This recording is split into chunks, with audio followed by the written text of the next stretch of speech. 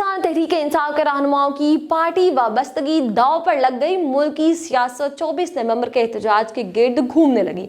अब शाहजेब खानज़दा ने अहम इंकशाफात जो हैं वो इस हवाले से कर दिए हैं। उनका कहना है कि 24 नवंबर का एहतजाज जो है वो पार्टी रहनुमाओं की इमरान खान से वफादारी, टिकट्स और पार्टी रुकनीत का फैसला करेगी। बानी पीटीआई और उनकी अहलिया अरकान कौमियों, सूबाई असम्बली और टिकट होल्डर्स को सख्त हदायत जो हैं वो जारी कर रही हैं।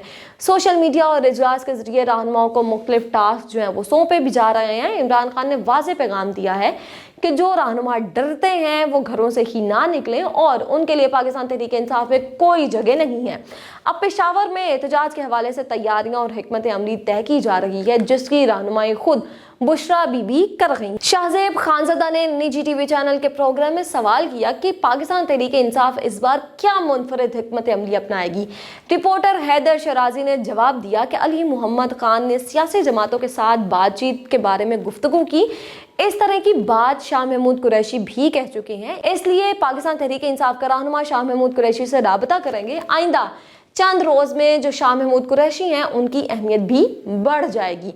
अब बुशरा बीबी ने पार्टी के सीनियर रहनुमाओं और वकला को जो अहकाम दिए इसे नज़रअंदाज कर दिया गया है। बुशरा बीबी की हदायत पर पार्टी की मरकजी क़यादत पेशावर नहीं पहुंची थी, जिसके बाद अली अमीन गंडापुर ने असद कैसर और बैरिस्टर गौहर से राबता किया, लेकिन फिर भी कई सीनियर रहनुमा ऐसे थे जो कि इजलासों से गायब रहे। अब बुशरा बीबी के सख्त अहकामात पर पंजाब से ताल्लुक रखने वाले एक रहनुमा ने सवाल उठाया कि हम तो पार्टी के लिए कुर्बानियां दे रहे हैं, हमारे कारोबार तबाह हो गए। एक रहनुमा की तरफ से पूछा गया कि रूपोश रहनुमा यानी मुराद सईद और हमाद अजहर भी एहतजाज में शिरकत करेंगे। एंकर शाहजेब खानज़दा के मुताबिक वज़ीर आला हाउस पेशावर में होने वाले इजलासों में 10 अरकान ने शिरकत ही नहीं की। आतिफ खान और जुनैद अकबर समेत 5 रुकने कौमी असम्बली शामिल नहीं हुए थे। मालाकंड से रुकन सूबाई असम्बली शकील खान भी इजलासों में शरीक नहीं हुए।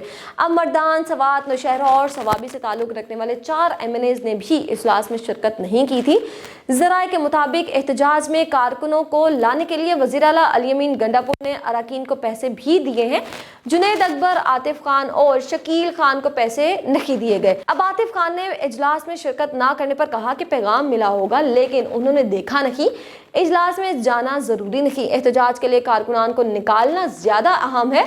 वो मर्दान में हैं और हर सूरत इस्लामाबाद जाएंगे, उन्हें पैसों की ज़रूरत नहीं है। वो एहतजाज के अखराजात अपनी जेब से लगाएंगे। खैबर पख्तूनख्वा हुकूमत से इख्तलाफात हो सकते हैं, लेकिन इमरान खान से कोई किसी किस्म का इख्तलाफ जो है वो नहीं है। जबकि जुनैद अकबर ने भी इसी तरह का ही कुछ मौक़िफ़ अपनाया कि इजलास में शिरकत ज़रूरी नहीं, पार्टी से वाबस्तगी है और इस्लामाबाद ज़रूर जाएंगे। अब इमरान खान ने अली अमीन गंडापुर का इंतखाब किया है और उनका भरपूर साथ देंगे।